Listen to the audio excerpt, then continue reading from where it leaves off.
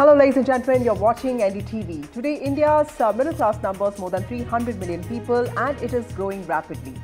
If there's one thing every household wants as a marker of its safety, dignity and future, it's a stable job.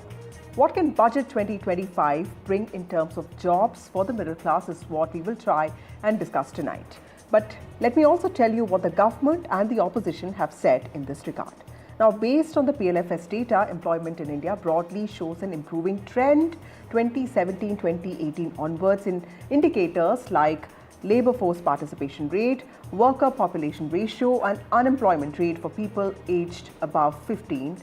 And this has shown improvement. In fact, Labour Minister Mansukh Mandavia recently said that employment growth under UPA stood at 6% over 10 years, but surged by almost 36% under the current government.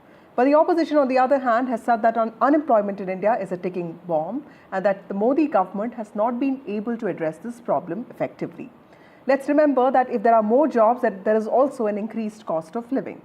But I want to ask a different question today. How prepared are our policymakers to identify emerging sectors where there are jobs and skill the youth of the country appropriately? Do we need to think out of the box when it comes to the question of jobs? Now, we are a young country and that's great, but we will get old at some point like others have. So how can the budget really capture the urgency of the situation and also the aspirations of the nation, but also prepare for the present and future when it comes to jobs? That's what we will try and make sense of tonight. Joining me now is a panel of esteemed guests. We have Vishwas Pathak from the BJP, we have Salman Soz from the Congress Party, and we have Mitali Nikori, who's an economist and an analyst. Thank you all of you for joining me on this broadcast. To you, Mr. Pathak, first. Data from RBI and the EPFO, which the government keeps citing, have been showing positive trends. Youth employment has increased from 31.4% to 41.7% now. The services sector seems to be growing as well. But, the question of social incidences that we see around us, why are educated people not getting quality jobs? How is the government looking at addressing that? See, this government, under the leadership of Mr. Modi, since 2014, is working in very positive direction. And there are benefits also being shown from the data what you are referred to just now. See, in 2014, our GDP was almost like $2 trillion US. Today, it is almost like $4 trillion US. So when this GDP grows or economic activity grows, there has to be a more labor force employed therefore. You can also see the tax collections, whether it is GST collection or income tax collection, it is also increasing year on year. On the contrary, GST is almost like 2 lakhs per month. So it is happening only because of the economic activities. And why it is happening so? Because government is giving lots of shops to MSMEs. MSMEs is driver for this economic growth. So lots of shops are given. If you look at the Mudra loans being disbursed in first quarter of this year, it is at very peak. So employment, self-employment, everything all put together is happening there. However, there can be expectation from middle class, like for in any budget. But I think Nirmala Sitharaman ji will also address such issues in this budget. Right. Mr. Soz, according to the PLFS data, India's unemployment rate has consistently declined in the last 5 years, especially after, and it's gone back to the pre-COVID times. But there's also this independent think tank, which is CMIE, which says that India's unemployment rate was at an 8-month high of 9.2% just a few months ago. So it's become about which data set one wants to believe in, although we see around us what's happening. So, I mean, PLFS has a larger sample. It has a more consolidated data set. Would you want more frequent data to understand the reality? And why do you think the UPA could have handled the situation better? Vasudha, as far as the PLFS data is concerned, in India, we do have a data problem, generally speaking. We don't have frequent data. We don't have reliable data. We're trying to get a handle on it, but I think it's not really working out well. By the way, on jobs data, the way we measure unemployment, it's basically, if you work, say, recently, even for a little bit, you are declared as being employed. So I don't really go by the unemployment figures in India because that doesn't really tell us much. Now, labor force participation, that does tell us something that is very important for us, and it has been rising. But the question really is, the government says it has been rising, the data says it has been rising, but why is it, what is that should be a good thing. But what has happened really is that a lot of people have basically, they work in family enterprises for no wages, and that has actually increased, labor force participation. You would be surprised to know that India is one of only 2 G20 countries where agricultural employment went up.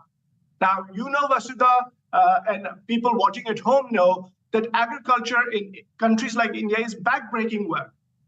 People want to get out of, agriculture. In fact, economies, as they develop, employment in agriculture falls. Right. Then the question for the government should be, why is it that only in South Africa and India, only 2 G20 countries, agricultural employment went up in the last few years? In fact, Bangladesh and Pakistan, agricultural employment did not go up. And those countries are not, Pakistan is a poorer country and agricultural employment did not go up.